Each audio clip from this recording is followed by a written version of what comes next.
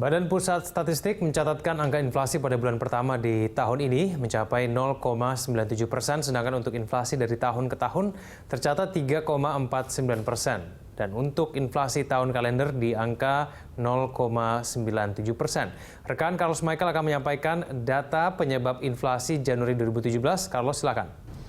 Iya, Egan dan juga pemirsa, angka inflasi pada Januari 2017 ini lebih tinggi jika dibandingkan dengan Januari 2015 dan Januari 2016. Namun lebih rendah jika dibandingkan dengan Januari 2014. Penyebab tingginya angka inflasi pada Januari ini karena kenaikan indeks pada transportasi. Mari kita simak data selengkapnya penyumbang inflasi tahun 2017. Kita lihat bahwa penyumbang inflasi tahun 2017 transportasi, komunikasi, dan jasa keuangan menyumbang 2,35% dengan andil 0,43%. Perpanjang STNK ini memiliki andil 0,23%. Pulsa ponsel andil 0,14% dan bensin memiliki andil 0,08%. Sementara itu selanjutnya perumahan, kemudian air, listrik, gas menyumbang 1,09%. Dengan andil 2,26%, kenaikan tarif listrik RT atau rumah tangga ini 900 VA, andilnya 0,19%, dan tarif sewa rumah ini andilnya 0,04%. Selanjutnya penyumbang inflasi 2017 yakni bahan makanan sebesar 0,66% dengan andil 0,14%. Lalu ada kenaikan harga cabai yang memiliki andil 0,1% dan ikan segar memiliki andil 0,07%. Dari survei BPS di 82 kota, inflasi Januari tahun ini 2017 lebih tinggi jika dibandingkan Januari 2016 yang sebesar 0,51% dan Januari 2015 sebesar minus 0,24% atau ini mengalami deflasi. Mari kita lihat kota mana yang menyumbangkan inflasi terbesar pada tahun ini. Inflasi terendah dan tertinggi dari 82 kota seluruhnya ini menyumbang inflasi pada Januari 2017, tetapi yang tertinggi dicatat oleh BPS yakni di Pontianak 1,82%, sementara inflasi yang terendah ada di Manokwari yakni 0,09%. Demikian, Egan. Carlos, pemerintah dan Bank Indonesia diminta untuk memperkuat koordinasi untuk mengkontrol inflasi. Namun besaran inflasi pada tahun ini diperkirakan masih dalam target di kisaran 4% plus minus 1%. Bisakah dijelaskan bagaimana pergerakan inflasi dari tahun ke tahun, Carlos? Iya, Egan, jadi pergerakan inflasi dari tahun ke tahun memang cukup fluktuatif. Dalam rentang tahun 2011 misalnya hingga 2016 terjadi kenaikan inflasi tertinggi pada tahun 2013 yang mencapai 8,38%. Berikut kami sampaikan data selengkapnya. Inflasi dari tahun ke tahun ini terukur misalnya di 2011 itu 3,79%, lalu 2012 4,3%, dan ini 2 tahun berturut-turut lumayan tercatat tinggi ya, 8,38% di 2013, 8,36% di 2014, lalu turun lagi di 2015 3,35%, lalu di tahun lalu atau 2016 yang baru lewat 3,02%. Demikian informasi yang bisa saya sampaikan. Kevin, Egan, kembali ke Anda. Baik, terima kasih atas data-data yang Anda sampaikan, Carlos Michael. Kita kembali lanjutkan dialog. Saya ke Pak Edward. Kalau tadi kita sudah sempat berdiskusi di segmen pertama tadi, Pak Edward, bahwa tantangan di tahun 2017 ini inflasinya mungkin lebih tinggi dibandingkan dengan tahun 2016. Mungkin Pak Edward bisa sampaikan kira-kira strategi dari pemerintah sendiri supaya menjaga inflasi kita tetap terjaga. Ini bagaimana strateginya, Pak? Kalau memang kita sudah memiliki unit-unit kerjanya tersebut. Baik. Minggu yang lalu sudah dilakukan high level meeting yang dipimpin langsung Gubernur Bank Indonesia bersama Menko Perekonomian dan Menteri Keuangan hadir, dan seluruh kementerian-kementerian yang terkait, Kementerian Perdagangan, Kementerian Pertanian, karena sektor-sektor tersebut mungkin banyak memberikan kontribusi terhadap fluktuasi inflasi di daerah. Rencananya di 2017 ini akan dipercepat nanti Rakornas TPD yang ke-8, karena ini Rakornas yang 2 tahun terakhir ini langsung dibuka Bapak Presiden, dipimpin Bapak Presiden, sampai ditutup oleh Bapak Presiden. Artinya perhatian pemerintah, Pak Jokowi terhadap penanganan inflasi ini sangat memberikan perhatian. Dan oleh karena itu kita dari Pokjanas juga menindaklanjuti dengan memberikan arahan-arahan kepada pemerintah daerah. Seperti yang saya sampaikan tadi, kita giring atau kita bantu masing-masing daerah menyusun roadmap untuk bisa mengatasi di mana letak-letak permasalahannya. Contoh umpamanya di Sumatera Utara terjadi fluktuasi harga cabai sehingga di beberapa daerah dilakukan pasar lelang terhadap cabai untuk mengatasi hal-hal tersebut.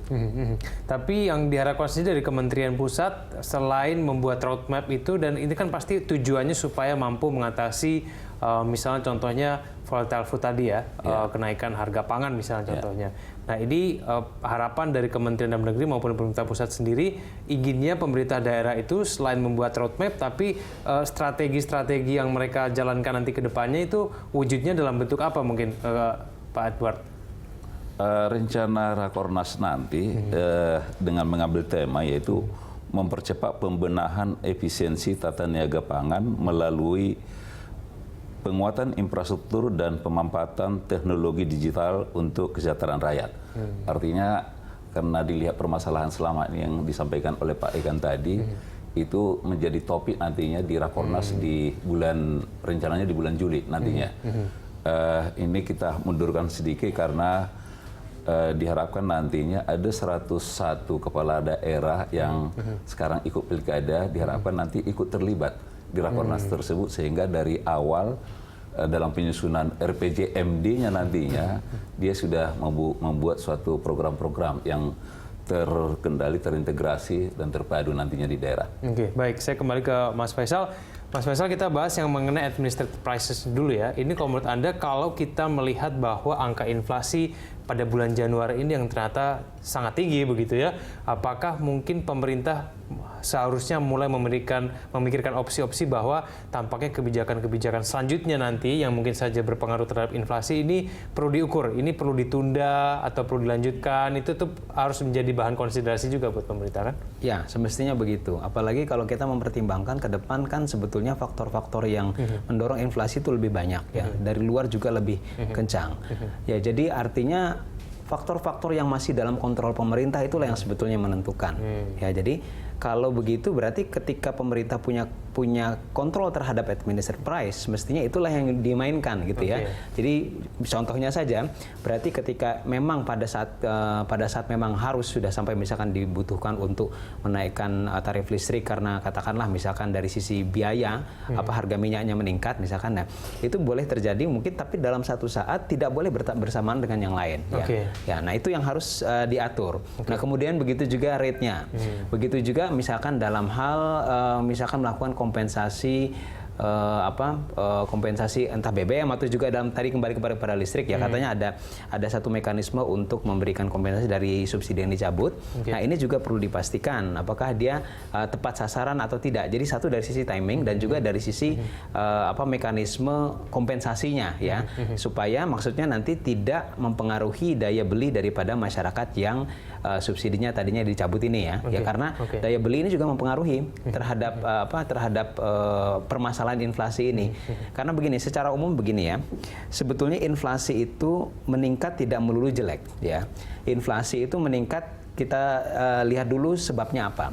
Karena ada dua jenis inflasi. Inflasi yang satu adalah yang didorong oleh demand, yang disebut dengan demand pull inflation.